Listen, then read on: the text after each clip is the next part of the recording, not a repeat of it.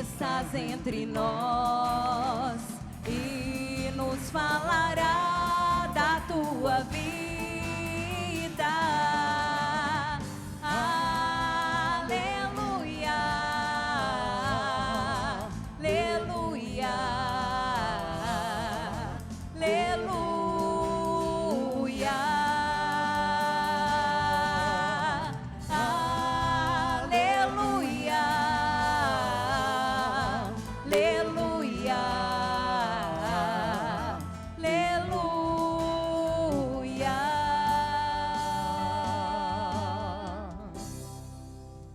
O Senhor esteja convosco. Ele está no meio de nós. Proclamação do Evangelho de Jesus Cristo, segundo Marcos. Glória a vós, Senhor.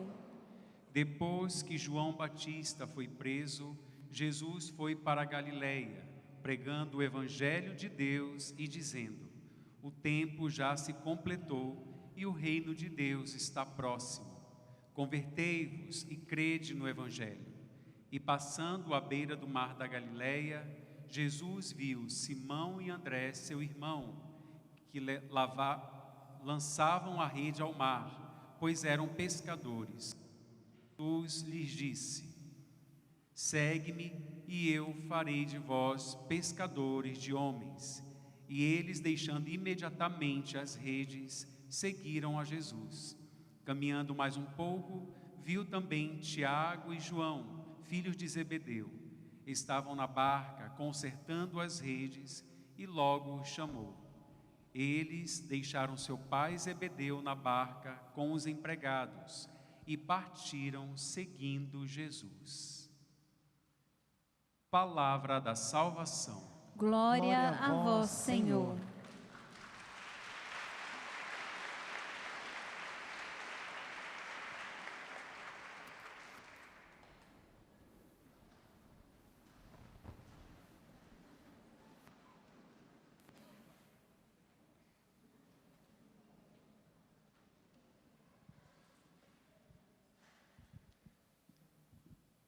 A base da pregação de Jesus é exatamente a partir de um convite.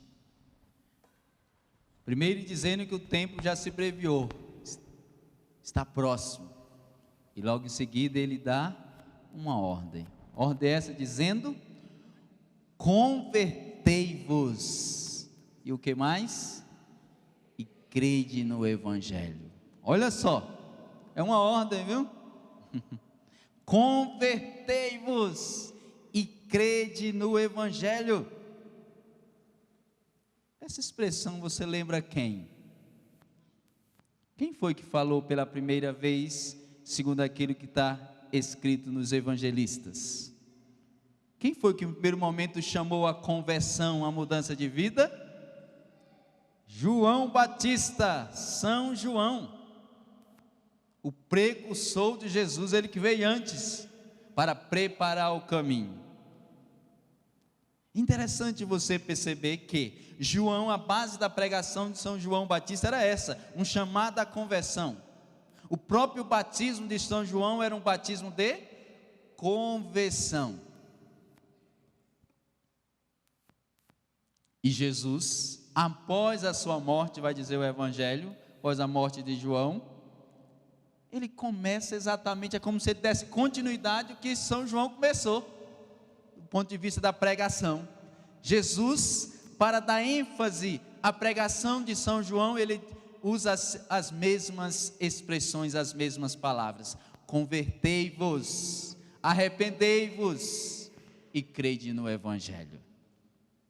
Como comecei a falar para você, aqui trata-se da base, o fundamento da pregação de Jesus.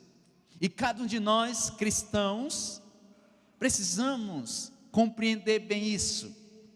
E a partir da compreensão, colocarmos em prática. E como colocar em prática? Nos responsabilizarmos um pouco mais pela nossa conversão. Tem que ser para valer, viu? Uma vez se encontrando com Jesus, tem que ser para valer.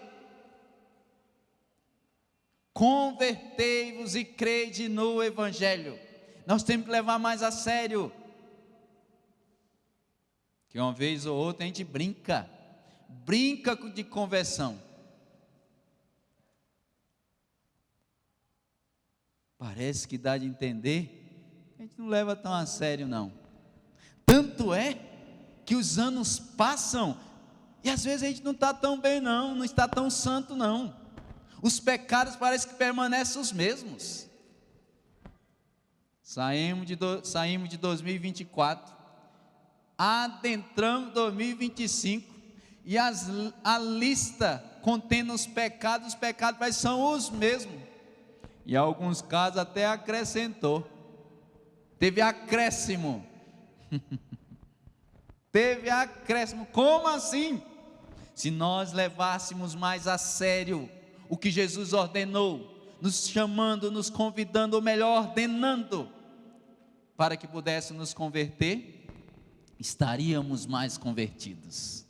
Isso equivale a dizer que, levando a sério o que Jesus ordenou, cada dia, cada ano que passa, nós deveríamos crescer na comunhão, na intimidade com Deus.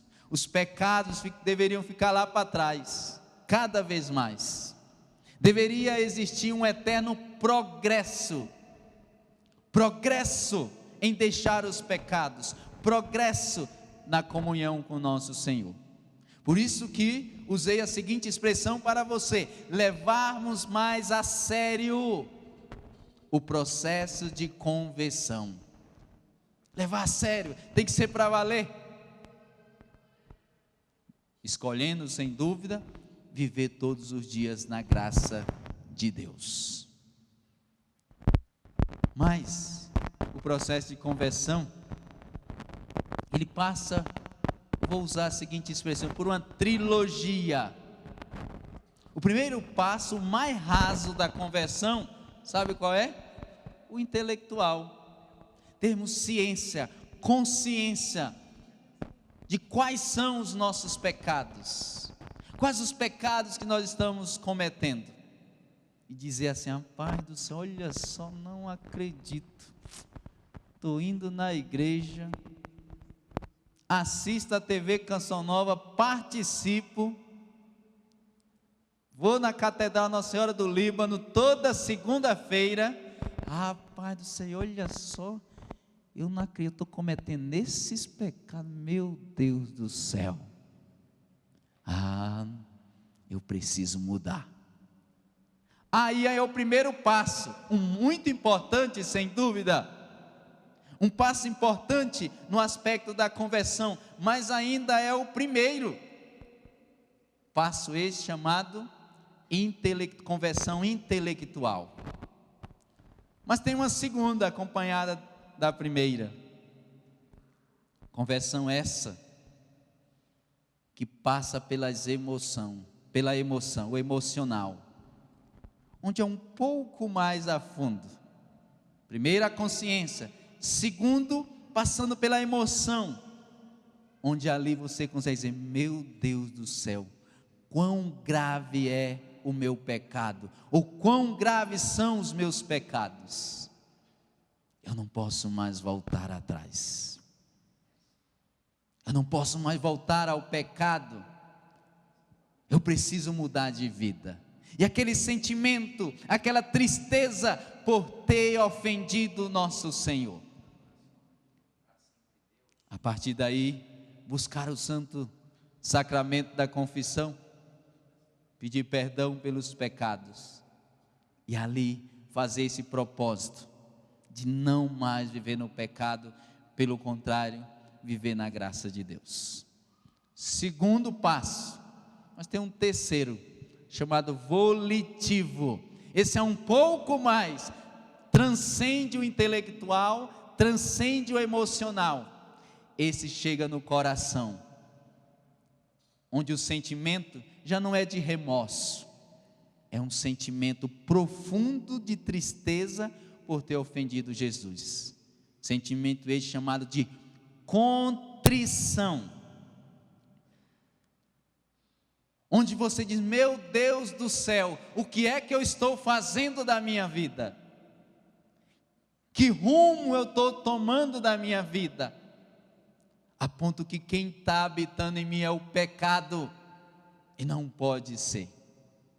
Quando nós conseguimos chegar no terceiro passo dessa trilogia, aí nós estamos já bem lá à frente. Quando há um sentimento de contrição, dificilmente nós voltamos no pecado. Agora, quando está na fase intelectual, emocional, a gente vai e volta muitas vezes. É como se de algum modo o pecado fizesse parte da nossa vida, mesmo a gente não querendo, ele fizesse. Por isso que eu vos disse, nós devemos transcender, levar mais a sério o aspecto de conversão, a chegarmos nesse nível volitivo da contrição, a ponto de entendermos que o pecado de fato não pode fazer parte da nossa vida. Aí sim, nós estamos levando a sério o que Jesus diz: convertei-vos e crede no Evangelho. A vontade de Deus para todos nós é exatamente a nossa conversão, a nossa mudança de vida. E o que significa mudança de vida, conversão? Deixarmos sobretudo os pecados e abraçarmos a graça. E é tão bom quando nós conseguimos chegar exatamente nesse nível da contrição, que somente chegando nesse nível é que nós conseguimos transcender na vida espiritual. Senão vai entrar ano e sair ano, nós vamos permanecer os mesmos, e não podemos. O convite de Deus é para que nós possamos crescer cada vez mais na comunhão, na intimidade, sermos melhores a cada ano. Senão a sensação é que permanecemos no mesmo lugar e os mesmos. Os cabelos ficam brancos, ou em alguns casos, sem cabelo. Mas o que mudou espiritualmente? O que mudou de conversão?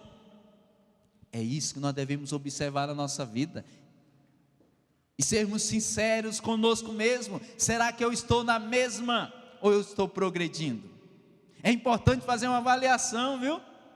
Janeiro de 2024 e janeiro de 2025, melhorou ou piorou? As empresas, elas fazem um balanço, como é que está? Deixa eu ver aqui como é que foi aqui, deixa eu ver o extrato de 2024, de janeiro. Deixa eu ver como é que está sendo agora. Rapaz, teve queda aqui, rapaz, o que está acontecendo? E o patrão chama o funcionário: o que é que está acontecendo aqui? Ó o resultado do ano passado, esse ano não está batendo a meta. Por quê? Por que vocês não estão batendo a meta? Diz o patrão para os funcionários: eu quero que vocês batam a meta, viu? E quem trabalha no mercado sabe, não bata a meta não, vai ver que o filho chora e a mãe não vê. Nós somos capazes de fazer uma avaliação deste modo, financeira, de janeiro de 2024 e janeiro de 2025. E dificilmente nós fazemos uma avaliação como estávamos e como estamos hoje, que crescimento nós tivemos. Não é verdade, do ponto de vista financeiro, uma empresa que não cresce, ou no mínimo mantém o seu padrão, ela fecha, quebra. Nós espiritualmente também, se não crescermos espiritualmente, nós iremos à falência, como muitos estão indo. Por que estão indo à falência? Porque não houve um crescimento. Convertei-vos e crede no Evangelho, tem que ser um propósito diário, conversão, mudança de vida, e tem que ser algo concreto, não pode ser algo imaginário. Eu estou melhor, mas melhor em quê? Dê nome. Porque quando Jesus entra na nossa vida, Ele precisa necessariamente transformar toda a nossa vida, Ele precisa necessariamente transformar todo o nosso coração. A coisa tem que ser concreta. Se Jesus entrou na nossa vida, o nosso modo de se vestir tem que mudar.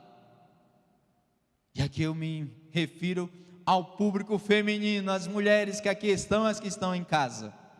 Olhando para a sua veste, alguém que olha de fora, qual a avaliação feita? De uma mulher convertida ou de uma mulher não convertida? A sua veste mostra o quê? Revela o quê? É uma veste que cobre o corpo ou mostra o corpo? É uma avaliação que você, mulher, pode fazer, viu? A conversão passa por uma tomada de consciência, onde você diz: meu Deus do céu, você, mulher, diz: rapaz do céu, que roupa é essa? Não dá não. Irei me desfazer dela. Uma verdadeira conversão chega no guarda-roupa, viu? Roupas que levam os outros a pecar, os homens a pecar, não é digno de você vestir não, tá? A verdadeira conversão passa por evitar determinados lugares de frequentar. Quais lugares você tem frequentado? Os lugares que você frequenta, diz de alguém que encontrou Jesus, ou diz de uma pessoa que não sabe nem quem é Jesus? O seu comportamento no ambiente de trabalho, diz de alguém que encontrou Jesus, ou alguém que mal viu falar dele? O Evangelho vai dizer que quando Jesus chama ali os primeiros apóstolos, e eles estavam em suas atividades, boa parte dele na pesca, eles abandonam até a profissão, para poder seguir Jesus. E Jesus só aceita segui-lo se tiver a disponibilidade de deixar. Quem não é capaz de deixar, não serve para seguir Jesus. E vos digo uma coisa muito importante: Jesus aceitava ter muitas pessoas ao seu redor, e os 4 evangelistas narram que multidões iam até Jesus. Tinha vezes que nem tempo de comer ele tinha. Multidão ao seu lado ele deixava, mas não deixava todo mundo segui-lo. Para segui-lo tinha que ter critério. A condição era deixar. Quem quiser me seguir, renuncie, inclusive a si mesmo, tome a sua cruz e me siga. A condição para seguir Jesus é essa, de deixar.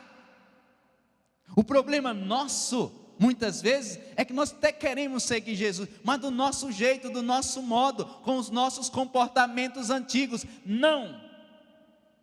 Uma vez que nós fizemos a opção em seguir Jesus, tudo em nós precisa mudar. A veste, o comportamento, os lugares em que nós frequentamos e assim por diante. Senão nós não podemos dizer: eu sou convertido. Nós podemos dizer: eu vou na igreja, eu conheço o padre, eu assisto a TV Canção Nova, mas dizer que é convertido, não. Só pode dizer quem é convertido quem abraçou o Evangelho como ele é. Quem não abraçou a causa do Evangelho não pode dizer que é convertido. Dê outro nome, menos de conversão. E entendendo ainda uma coisa: só os convertidos entrarão no reino do céu. Isso é muito sério.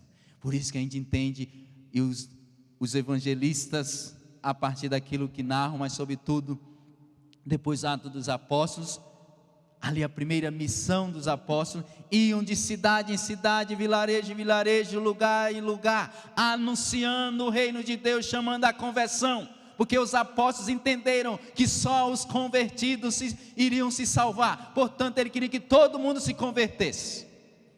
Que nós temos uma mania: não, fulano é gente boa, ele não faz mal para ninguém, padre. O céu não é feito de gente boa, o céu é feito de gente convertida. Os santos não foram gente boa, os santos foram homens e mulheres convertidos, que entenderam que não pode viver no pecado, portanto se santificaram. Todos os pecadores que foram até Jesus, Jesus não passou a mão na cabeça: não, tranquilo, cabeça fria, viu? Lembra da mulher pecadora que vai até Jesus, que foi pega em adultério?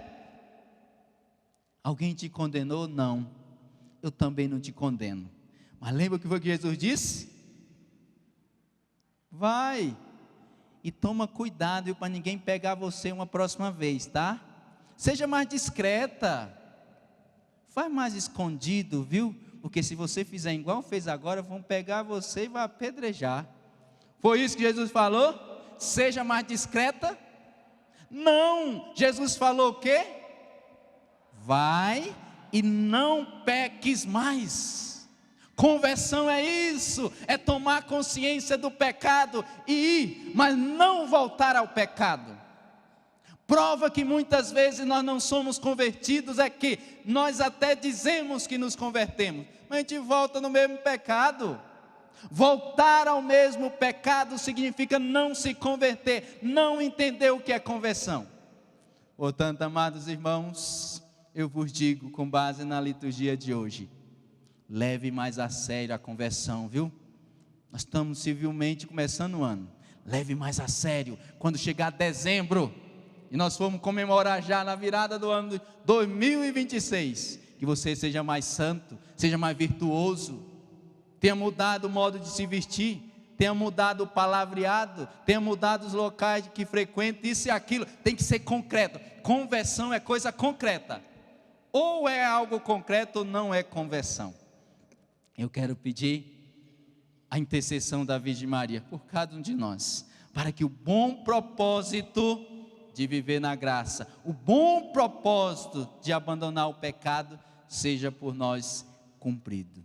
Ela que sempre escolheu viver na graça e portanto está junto de Deus, que assim seja a minha escolha, que assim seja a sua escolha. Leve a sério a conversão, porque os santos não foram gente boa, os santos levaram a sério o processo de conversão.